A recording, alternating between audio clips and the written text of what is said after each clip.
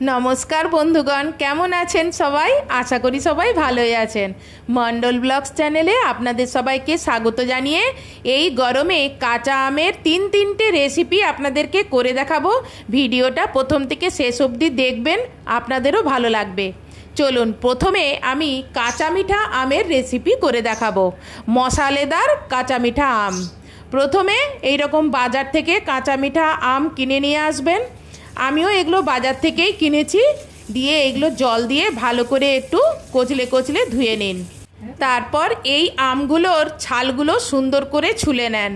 এই আমের ছালগুলো একটু ভালো করে ছুলে নেবেন, না হলে একটু খোসাটা তিতা তিতা লাগে। সেই জন্য আমের ছালটা একটু ভালো করেই ছুলে নেবেন। দেখুন, আমার সবগুলো আম মোটামুটি ছুলা হয়ে গেছে। আমি আমের এই রেসিপিটা রাস্তার ধারে যে আম মাখার দোকান আছে, বা যারা আলু কবলি বিক্রি করে, যারা ঝালমুড়ি বিক্রি করে, সেখানে যে আম মাখাটা হয় মশালেদার, আমি সেই রেসিপিটা তাদের কাছ থেকে শিখে এসে আপনাদের সঙ্গে শেয়ার করছি। দেখুন, প্রথমে আমগুলো আমি এইভাবে লম্বায় সরু সরু করে ফালি করে নেব, যাতে এগুলো খেতে সুবিধে হয়। প্রথমে ছুরি দিয়ে লম্বায় এভাবে দাগ কেটে নিলাম। তারপর এক একটা এইভাবে ছুরি দিয়ে চাপ দিলেই এখান থেকে চট করে লম্বায় সরু সরু ফালিগুলো বেরিয়ে চলে আসবে। দেখুন, আমি সবগুলো আম মোটামুটি করে নিচ্ছি।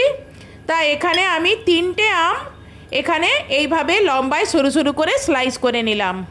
ওরা এই কাঁচা মিঠা আম মাখায় যে মশলাটা ব্যবহার করে, চলুন সেই মশলাটা তৈরি করে নিই। প্রথমে গ্যাস জ্বালিয়ে ফ্রাই প্যান বসিয়ে গ্যাসটা সিমে করে দেব। তারপর এতে প্রথমে দেব 1 চামচ গোলমরিচ, 1 চামচ গোটা জিরে, আর 1 চামচ গোটা ধনে। মনে হচ্ছিল জিরেটা অল্প হয়েছে, পরে আমি আরও হাফ চামচের মতন জিরে দিয়েছিলাম।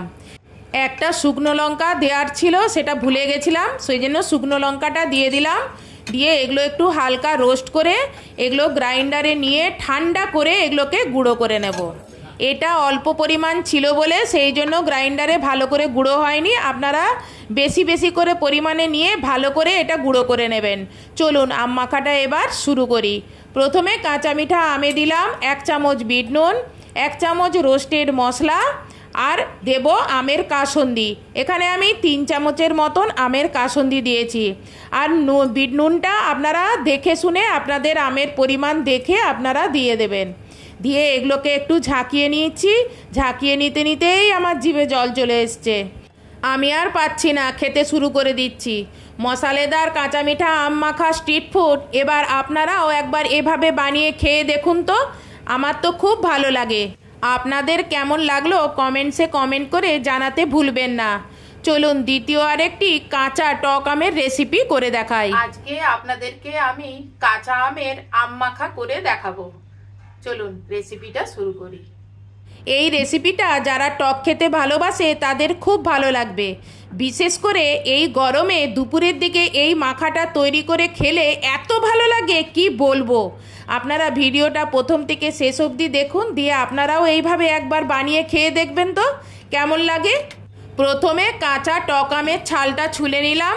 তারপর আমের কষ জলটা বেরানোর জন্য জলে ভিজিয়ে রাখলাম।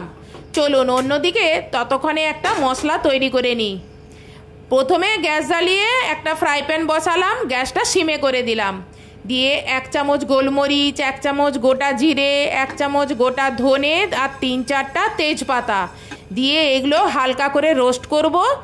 তারপর এগুলো ঠান্ডা করে গ্রাইন্ডারে পিষে নেব। যতক্ষণকে ঠান্ডা হচ্ছে ততক্ষণকে আমরা এদিকে আমটা কুড়িয়ে নিই। দেখুন আমের থেকে কত কষ জল বেরিয়েছে, লাল লাল। এই জলটা ফেলে দেব। দিয়ে জল দিয়ে ভালো করে ধুয়ে নিয়ে কাপড় দিয়ে আমের গায়ে যে জলটা আছে সেই জলটা মুছে নেব। এবার এরকম একটি গ্রেটার নেব। গ্রেটারের যেদিকে ছোট ফুটো আছে আমি সেই দিক দিয়ে আমটা কুড়িয়ে নিচ্ছি। আপনাদের যদি গ্রেটার না থাকে তাহলে বটিতে ছোট ছোট করে কুচি করে নেবেন, তারপর হামাল দিস্তায় ছিঁচে নেবেন। আর যদি চপার থাকে তাহলে আমগুলোকে ছোট ছোট টুকরো করে চপারের ভিতরে দিয়ে কুড়িয়ে নেবেন, তাহলেও হবে।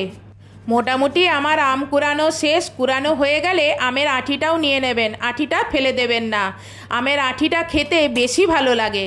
আর এদিকে আমার গ্রাইন্ডারে মশলাটাও গুঁড়ো করে নিয়েছি, এই দেখুন। চলুন এবারে এটা সরিয়ে রেখে আম মাখাটা করে দেখাই।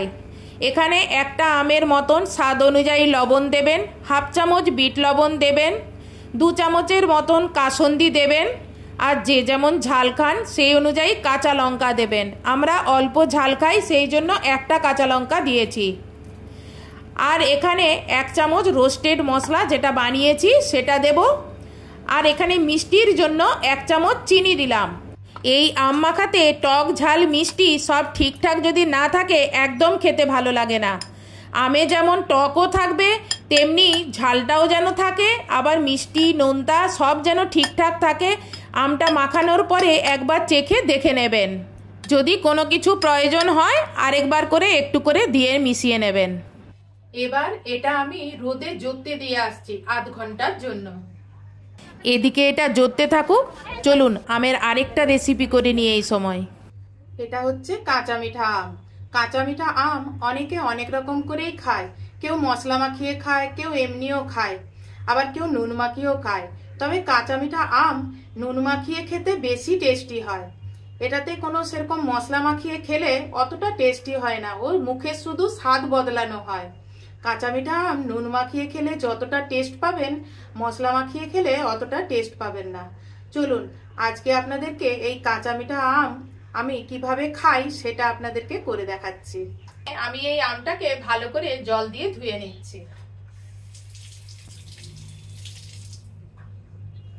এবার এইটাকে আমি ছুলে নেব।